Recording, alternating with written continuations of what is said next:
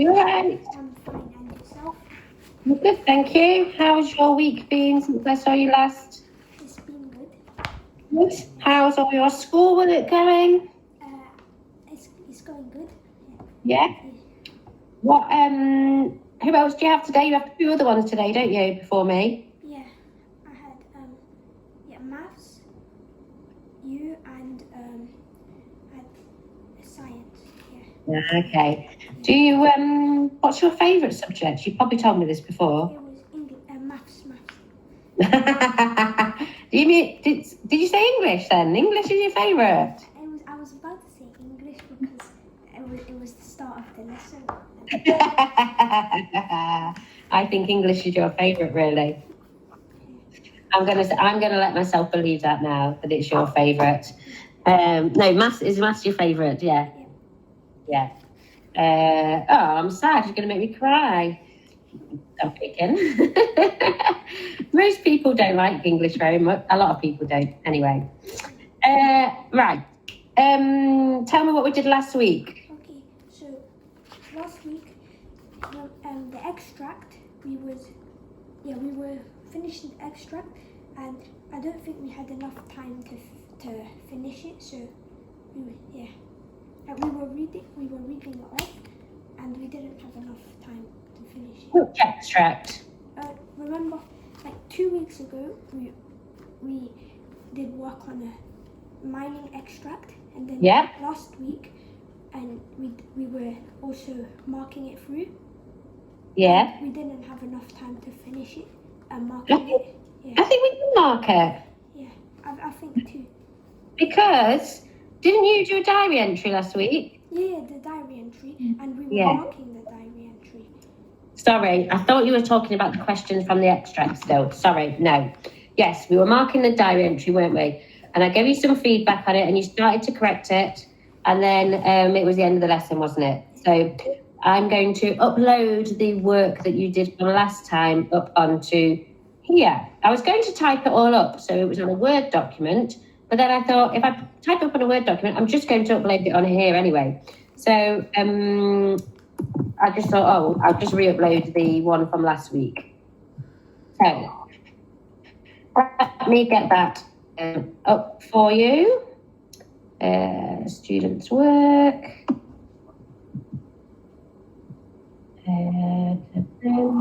Diary entry. So that's just uploading at this moment. Okay.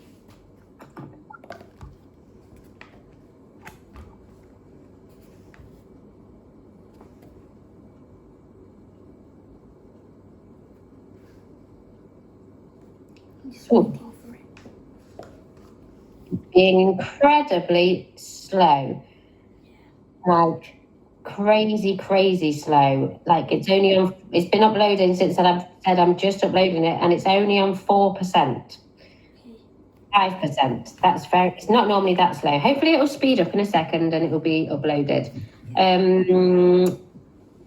Oh gosh, I don't think this will take the whole lesson if it carries on at this speed. How's your reading going? What are you reading at the moment? I'm almost finished the Cheap Paradox. I only have like one chapter left of my book. And how have you enjoyed it? Are you still enjoying it? Yes. Can you tell me what's been happening in it? So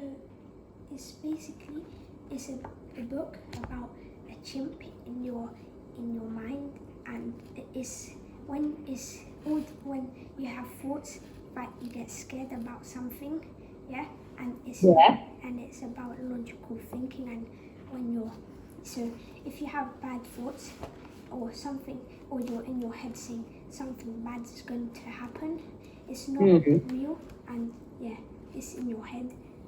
Oh wow, that sounds really interesting. Is it interesting? Yes. So it's like it's not a story. It's a is it non-fiction or is it fiction? It's non-fiction. Oh, excellent! And you've only got a chapter left of that one. Yes. Yeah. And have you got anything lined up to read afterwards? I have a couple of books that I might read. And what's going to be next? A fiction or a non-fiction? Non-fiction. Yeah. Do you always read non-fiction? No, wait. fiction. So you're going to read story next time. Yeah. Okay. So it's coming on 16%. What I'm going to give up on this.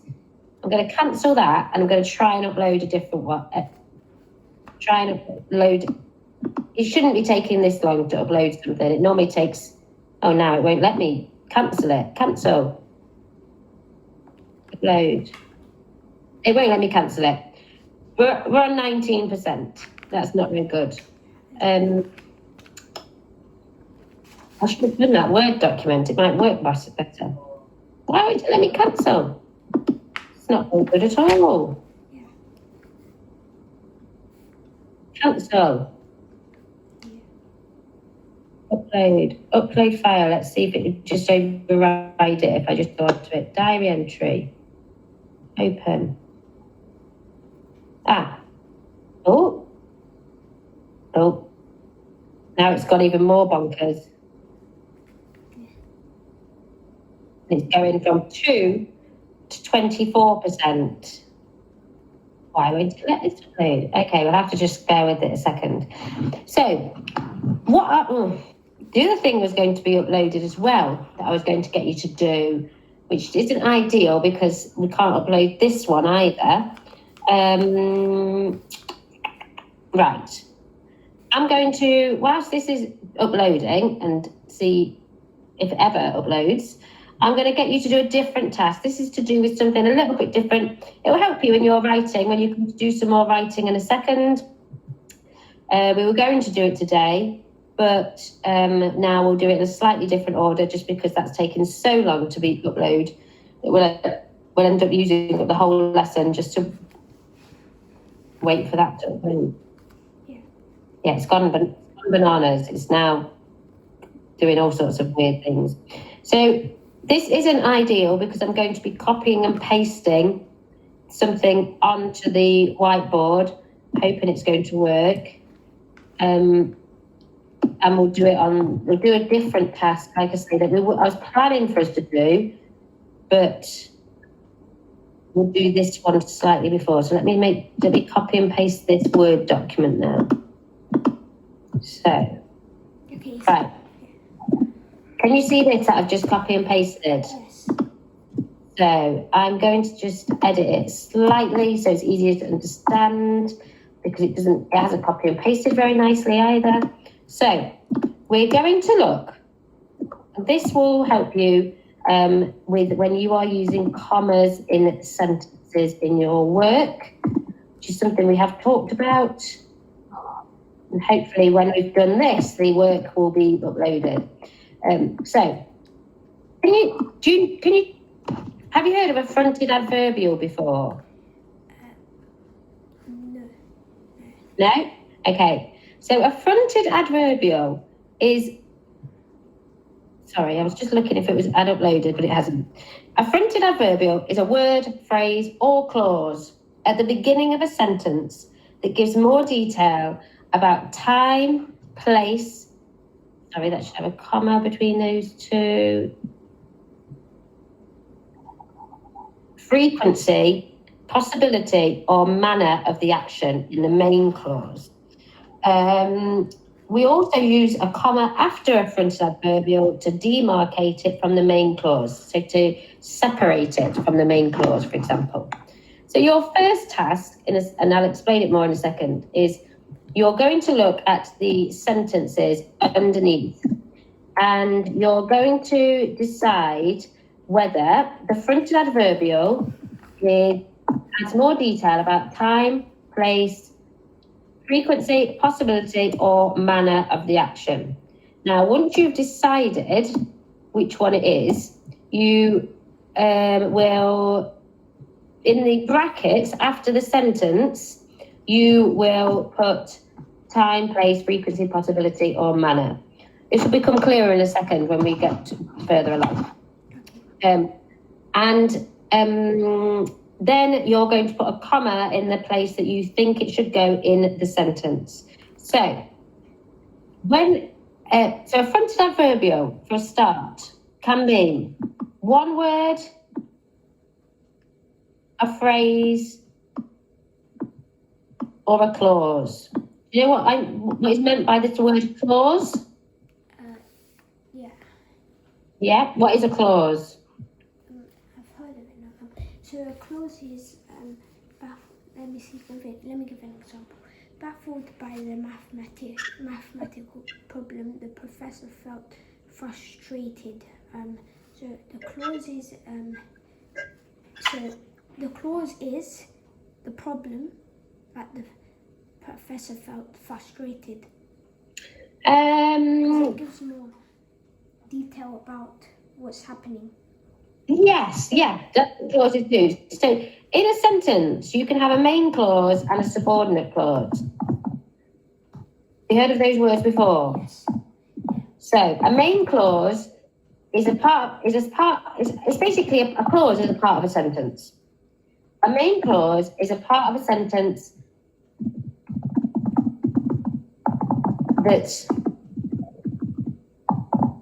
that makes sense by itself. I'm just typing this up at the top.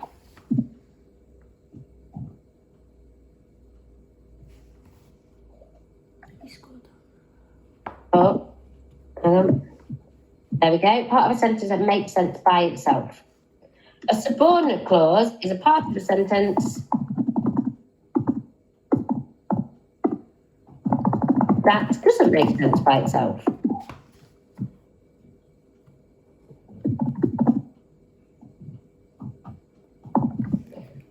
So that's important because it's linked to what we're doing. So a fronted adverbial could be one word.